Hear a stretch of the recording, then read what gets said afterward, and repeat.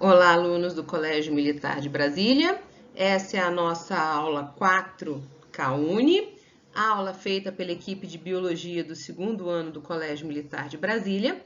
E essa aula ela tem por objetivo exemplificar tipos de relações ecológicas que envolvam protozoários, aplicação e associação de conhecimentos à prevenção e controle de doenças causadas por protozoários e caracterizar os líquens, compreendendo o papel como pioneiros. Protozoários. Aqui tem umas figurinhas para vocês darem uma olhada, tá? São indivíduos unicelulares. Alguns chegam a formar colônias, então, olhando assim, eles parecem multicelulares, mas na verdade são colônias de protozoários, tá? Eucariotos, então, eles têm uma membrana nuclear que vai separar o material genético do citoplasma. Dependem da água para sua sobrevivência, eles são organismos muito dependentes do ambiente aquático. Então, ou eles vivem em outros seres vivos onde tem água, água doce, em meio aquoso, eles dependem muito da água para a sua sobrevivência. Existem organismos que são bioindicadores, então a presença de alguns protozoários em alguns ambientes indica que o ambiente não foi alterado, ou o contrário, a presença de outros mostra que o organismo está muito alterado, tá? A água contaminada na presença de alguns tipos de protozoários. Tem uma alta diversidade estrutural. Então, tem alguns que são capsulados, tem outros que não são capsulados, tem os que emitem pseudópodes, tá? E tem a sua forma de locomoção por pseudópodes. Tem os que têm cílios e sua forma de locomoção é por cílios. Tem o que tem flagelo. Essa foto aqui, ó, apesar de ter os cloroplastos aqui, né? Eu queria mostrar para vocês, chamar a atenção do flagelo aqui, né? E eu tenho e tem aqueles que não têm estruturas próprias de locomoção, então não tem pseudópodes, nem cílios, nem flagelos, né? São chamados de esporozoários, e esses esporozoários, eles dependem do meio onde eles estão para se locomover. Eu tenho alguns protozoários que são de vida livre, tem aqueles que são predadores, vão se alimentar, caçam ativamente outros protozoários, bactérias, seres menores que eles. Tem os que são parasitas, então consomem outros organismos para sua sobrevivência. Tem aqueles que são fotossintetizantes, então fazem associação fotossintetizante, tem clorofila, fazem fotossíntese. Tem os mutualistas, então aqueles que têm um auxílio mútuo com outra espécie, uma espécie ajuda a outra.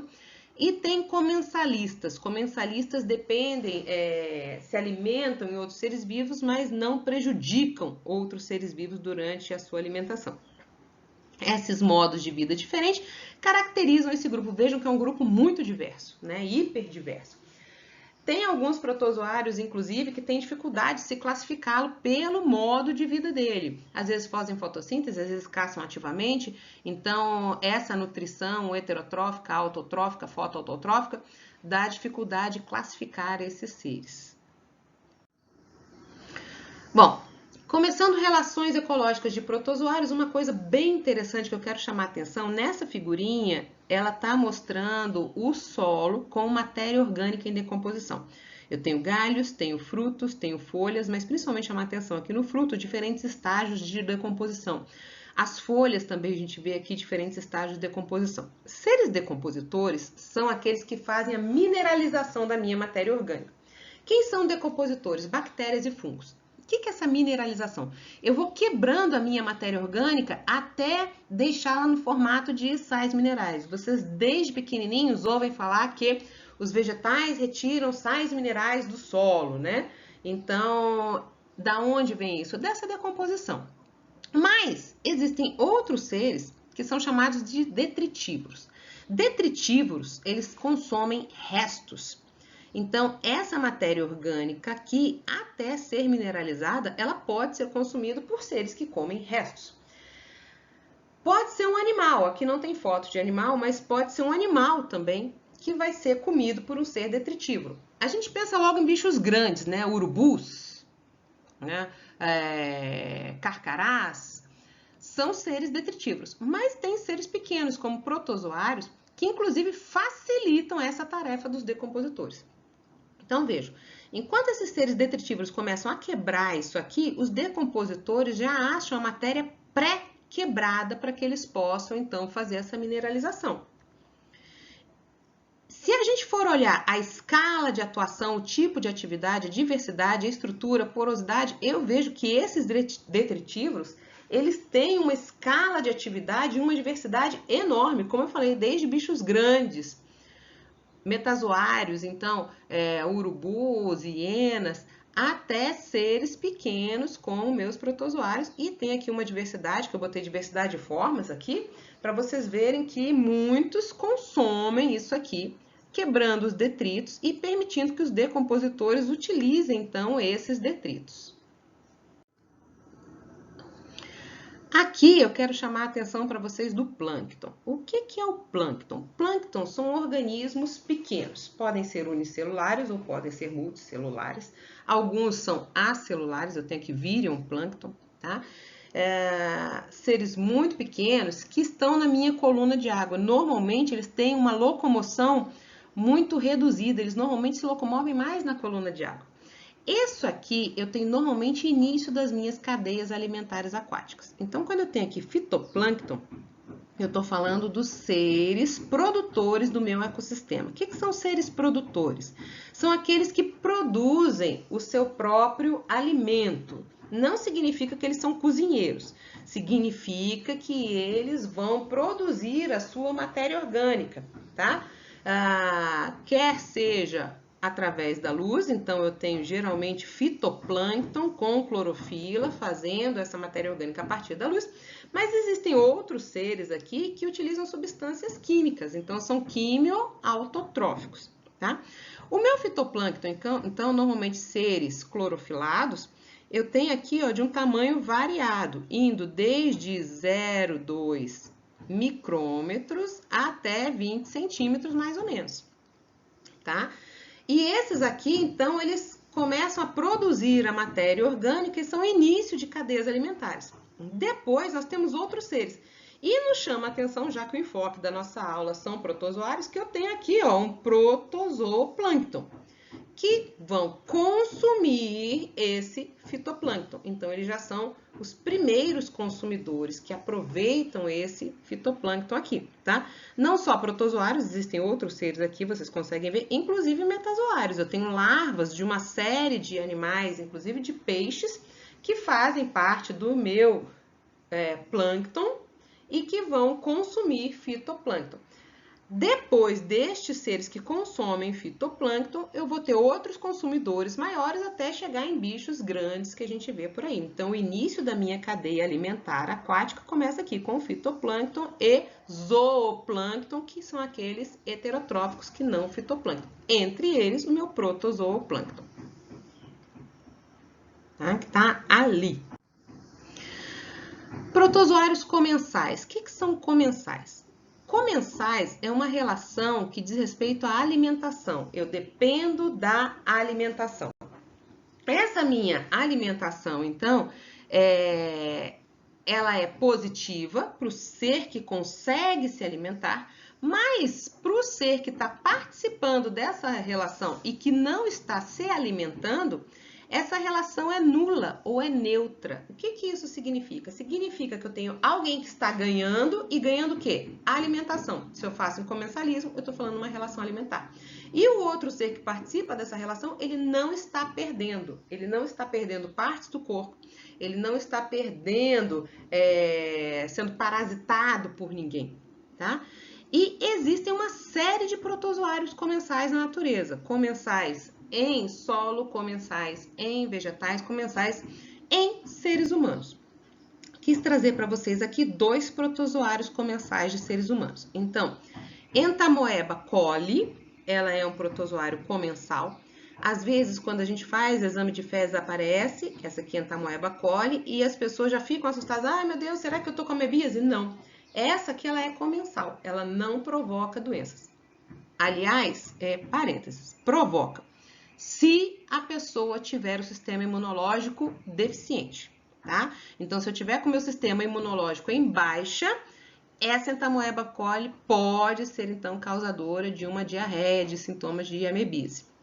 Agora, uma pessoa bem alimentada, saudável, que não tenha nenhum problema de saúde, essa pessoa tem uma vida normal e esse protozoário fica no intestino dela consumindo restos alimentares dela, restos ali nas fezes, matéria que ela vai jogar fora mesmo.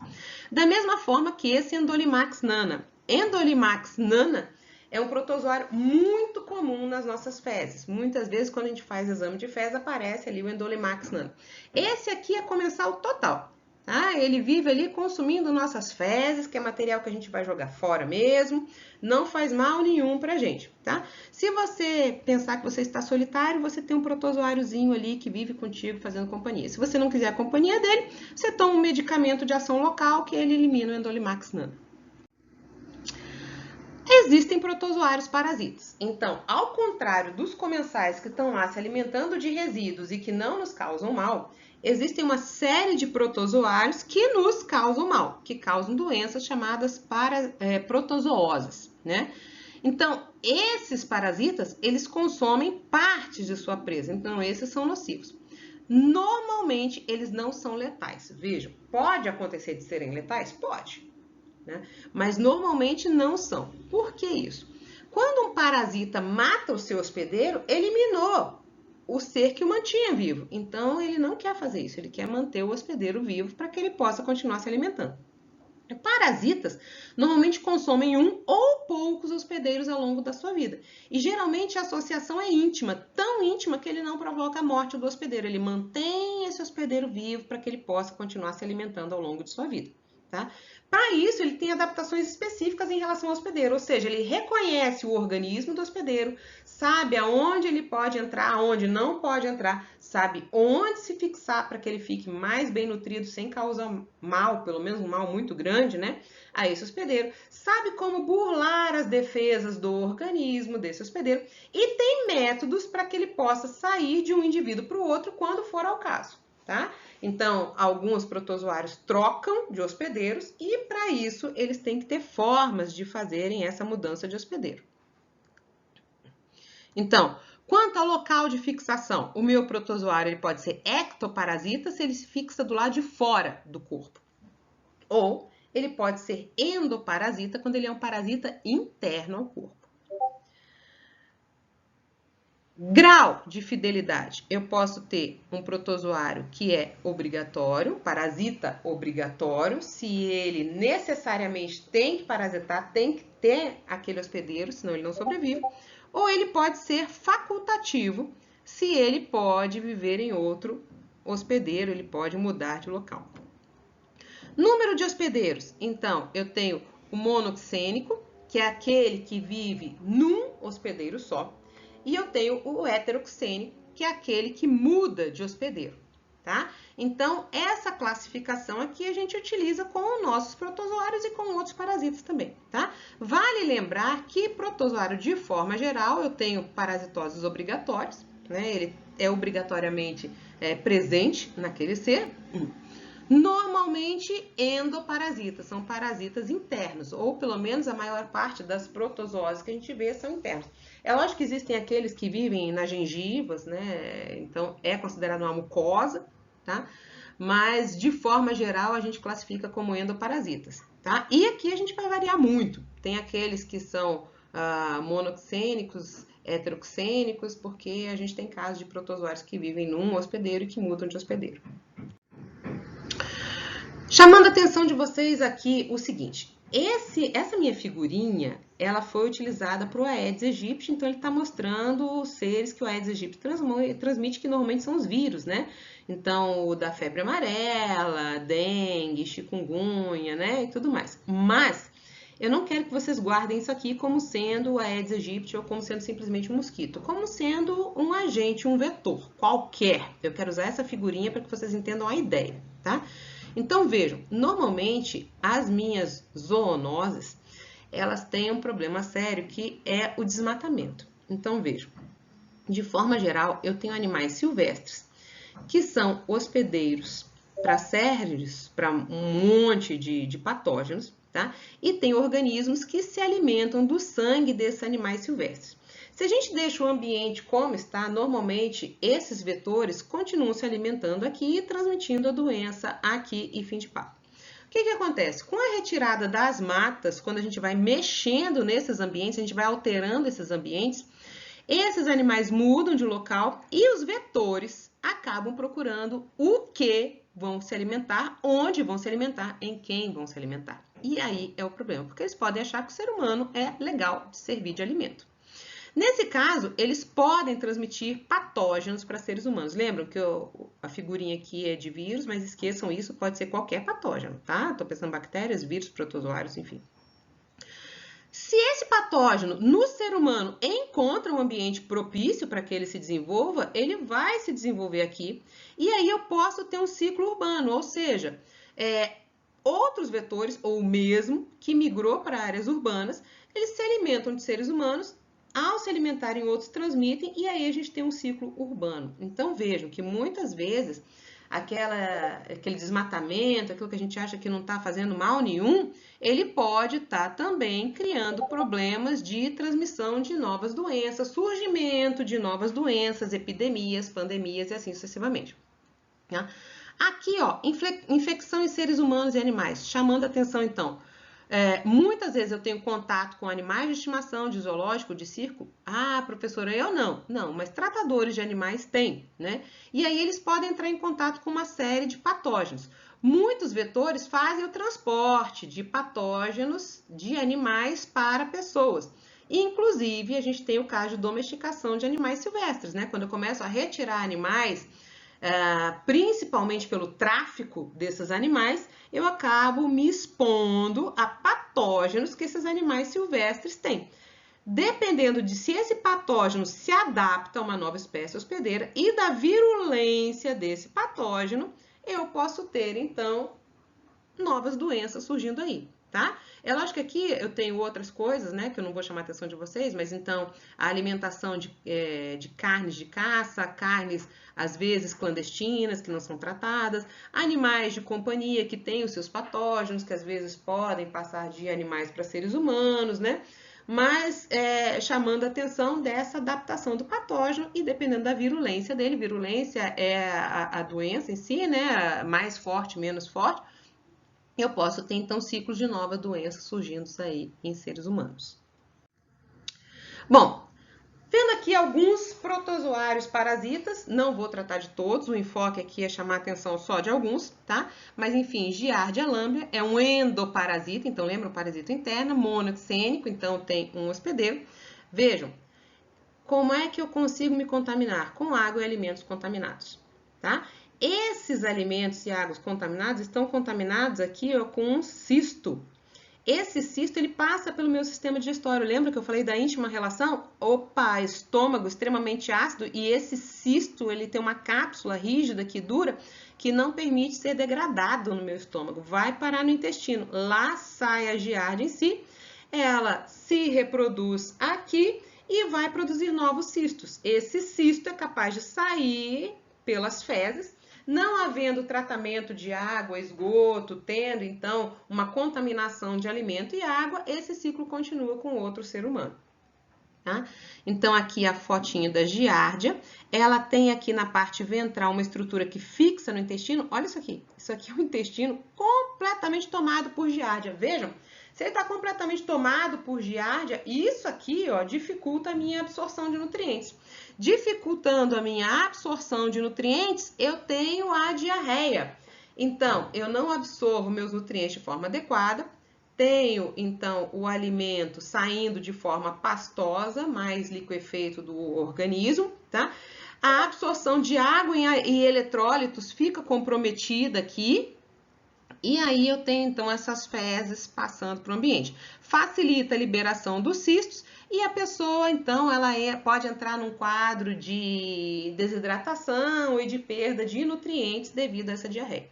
Normalmente, giardíase ocorre mais em crianças, principalmente porque crianças têm aquela questão de tudo levar na boca, né? Então, às vezes, pega alguma coisa do chão, leva na boca, né? E aí, essa contaminação pode ocorrer de forma muito mais fácil em crianças, tá? Só para chamar atenção, existem muitos casos onde essa giardíase ela é assintomática. Então, às vezes, a pessoa tem a giardia, mas nem sabe porque não está tão tomada assim, ou porque ela ainda consegue absorver água, eletrólitos, não tem uma diarreia tão intensa e aí vai vivendo como normal aquele quadro. Plasmodium Aqui eu tenho um endoparasita heteroxênico, tá? Então, na verdade, Plasmodium é o gênero, eu tenho várias espécies, né? Falciparum, Vivax, Malaria e Ovário, sendo que essa Falciparum é a mais perigosa para os seres humanos. Como é que ocorre a transmissão? Então, eu tenho um mosquito aqui, o Anopheles, que ele pica a pessoa, tá? Quando ele pica a pessoa, ele adquire, então, essas formas, tá? Gametócitos. Lá no mosquito ocorre, então, a formação de zigotos.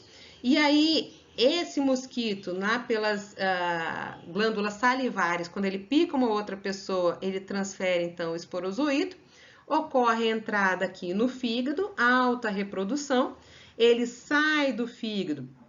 E aí, essa outra forma aqui, ela entra no eritrócito. Lá no eritrócito, então, as hemácias, ele tem uma reprodução e rompe, então, as suas hemácias, né? Rompendo as hemácias, então, ele pode seguir dois caminhos, que é reinfectar outras hemácias, ou ele pode ficar no interior das hemácias, e aí, enfim, quando o mosquito pica, a pessoa acaba ingerindo este sangue já contaminado. Vejam, um ciclo só não seria tão ruim. O problema é que, como ele reinfesta aqui as hemácias de tempos em tempos, e aí depende do tipo de protozoário, ele provoca acessos de febre, calafrios, tremores, e aí o organismo da pessoa fica muito sensível aqui a isso, tá? A malária é uma doença tropical. Aqui em roxinho a gente tem as áreas aonde eu tenho malária. Aqui nessa parte do Brasil a gente não sente muito porque ela é mais presente em Amazônia Legal. Então, para a gente que fica aqui no Centro-Oeste, é uma área praticamente sem transmissão de malária, né? A área de alta transmissão é essa roxinha aqui, a lilazinha clara tem um risco limitado, mas a gente mora aqui pelo Centro-Oeste, então a gente não sente tanto, tá? Mas, enfim, a malária ela é endêmica aqui dessa região. Tem algumas pessoas, inclusive, que vivem anos e anos e anos com malária, acabam se adaptando a essa vida, assim, com malária, tá? Tem tratamentos, normalmente tratamento precoce, feito com quinino, cloroquina, tá? Que evita, então, que a pessoa desenvolva a malária. Entamoeba histolítica, eu tenho aqui um endoparasita monoxênico, tá? Então, o que acontece aqui com essa pessoa? Também, ela se alimenta e na alimentação ou na água contaminada tem aqui os cistos desse parasita. Nesses cistos aqui eu tenho 4 núcleos. Esse cisto é capaz de passar pelo sistema digestório do ser humano e aí esses cistos se abrem. Desses cistos aqui, ó, então tem a multiplicação do trofozoito. Esse trofozoito se instala aqui no intestino da pessoa e eu posso ter então a formação de novos cistos que vão sair e vão ser eliminados. Grande problema da minha amebíase. Então aqui ó, tem os cistos, aqui eu tenho o trofozoito para vocês verem como é que é, tá? Aqui os núcleos, não sei se dá para ver direitinho aí na imagem, né? Aqui eu consigo ver 3, normalmente eu tenho são 4 núcleos devido às divisões celulares. Bom, essa ameba, ela provoca feridas, ulcerações. Aqui eu tenho um exemplo de uma ulceração, tá? Na parede do intestino. E aí, com essa ulceração, ela pode cair, então, na corrente sanguínea, via sistema porta, tá? E aí, ela pode migrar para diferentes órgãos. Migrando para diferentes órgãos, ela vai provocar essas ulcerações em diferentes órgãos. E aí pode levar a um quadro de falência. Professora, você disse que o protozoário parasita raramente provoca morte. Sim, esse aqui é um caso que pode levar à morte, tá? Mas, enfim, de forma geral, eu tenho medicamentos que a pessoa ingere e que vão matar esses parasitas ali no intestino, serão eliminados pelas fezes. Como é que eu faço o diagnóstico? O diagnóstico é feito pela presença desses cistos nos exames de fezes. Algumas vezes aparece trofozoítos também nesses exames de fezes, tá? Mas aí eu achando isso aqui, eu sei que é entamoeba histolítica. No caso da coli, lembra que eu falei para vocês da coli que ela era comensal? Ela não tem 4 núcleos, ela tem 8 núcleos. Então aí eu consigo ver a diferença dos cistos de entamoeba coli e de entamoeba histolítica. Trypanosoma cruzi, então um endoparasita heteroxênico, lembrando aqui, né, que eu tenho o barbeiro, que é o vetor. Esses aqui são, eu achei tão interessantes, são espécies de barbeiros presentes aqui no Distrito Federal. Então dá para vocês terem uma visão dos barbeirinhos aqui do Distrito Federal, tá? Aqui a foto mostra o protozoário Trypanosoma ali na nossa corrente sanguínea. Bom, como é que é feita a transmissão? A transmissão é feita pela picada desse barbeiro. Então esse barbeiro pica e defeca. Por que ele é chamado de barbeiro? Porque normalmente ele pica as partes do corpo que não estão expostas, ou que estão expostas à noite. Normalmente é o rosto que a gente não cobre, então por isso o barbeiro. Então nas fezes dele ocorre a eliminação deste protozoário e quando a gente coça, então este protozoário entra na corrente sanguínea, aonde ele vai se reproduzir ali no meio das nossas células de tecidos, né? Quando um barbeiro pica uma pessoa que esteja contaminada, ele acaba então ingerindo este protozoário. O protozoário ele fica então ali no sistema digestório deste barbeiro. E aí, quando ele vai picar uma pessoa saudável, então ele transmite a chagas, né? Uma característica muito chamativa das chagas é que ela faz com que o coração fique muito aumentado. A musculatura dele fica extremamente aumentada, extremamente desenvolvida e há uma dificuldade em bombear o sangue de forma adequada para o resto do corpo, tá? Aqui tem animais silvestres, aquilo que eu falei para vocês no primeiro slide. Então, na natureza há um ciclo silvestre desses animais. Os barbeiros picam animais silvestres e eu tenho esses silvestres como reservatório de Trypanosoma cruzi, mas como muitas vezes o homem vai desmatando, vai entrando em áreas de vida do barbeiro, ele acaba saindo dali e vindo para ambientes urbanos, tá? Aqui no Brasil, a gente pode ver que a gente tem um eixo aqui, ó, onde as diferentes espécies do barbeiro, no Cerrado para Caatinga, né, uma diagonal aqui, aonde eu tenho a maior parte dos barbeiros vivendo em conjunto. Então, são áreas onde eu tenho maior risco, né, de chagas. Protozoários e mutualismo. Aqui eu botei protocooperação porque é uma discussão grande aqui, tá? Alguns autores colocam que mutualismo é qualquer benefício mútuo entre espécies. Então, eu estou falando em troca de serviços, né? Um ser ajuda o outro ajuda um. Alguns autores separam isso. O mutualismo seria uma relação obrigatória, ou seja, se eu afasto um ser do outro, eu provoco a morte de pelo menos um deles. Outros autores colocam que eu tenho a protocooperação quando ela não é obrigatória. Então, um ser ele pode viver separado do outro, mas se ele viver juntos, ele vive muito melhor, tá? O fato é que eu quero que vocês prestem atenção que tanto no mutualismo quanto na protocooperação eu tenho um auxílio mútuo, tá? A gente vai ver isso com mais detalhes lá no terceiro ano. Por enquanto, interessa que os dois casos eu tenho auxílio mútuo. Só para diferenciar, mutualismo é obrigatória a relação, protocooperação não é obrigatória. Mas então é positiva para todo mundo que participa.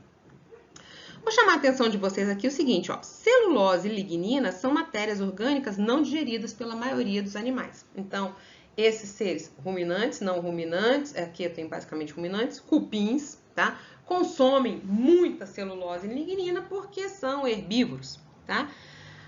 Problema é que não há digestão, mas existe uma série de protozoários que vivem em intestinos e que são capazes de digerir lignina. Professora, só protozoário? Não, existem bactérias e fungos no estômago de ruminantes que fazem também essa digestão de celulose e lignina. Então, o protozoário ganha o ambiente onde ele vive e ganha o alimento. E os ruminantes, no caso o cupim aqui, que é bem este protozoário, que é associado com o cupim, a triconinfa, fazem a digestão da celulose. Os dois estão ganhando. Um ganha digestão, o outro ganha moradia e alimento. Para a gente terminar aqui, eu vou falar dos líquens, que embora não sejam protozoários, mas eles são um caso de mutualismo, tá? Então, veja, eles são mutualistas em simbiontes. Eu tenho uma associação de fungos com cianobactérias e ou algas, tá? E estes seres, eles têm uma associação bem legal, porque eles formam essas estruturas aqui, ó. Algumas estruturas lembram folhinhas, outras lembram como se fosse uma barbinha, tá? Aqui, ó, folhosos, arbustivos. Dão em rochas, em troncos de árvores, tá? Podem ter cores variadas. E eles fazem o quê? Eles fazem uma associação onde todo mundo ganha. As algas ganham minerais, substâncias que os líquens pegam ali no ambiente, que os fungos pegam no ambiente, e água, tá?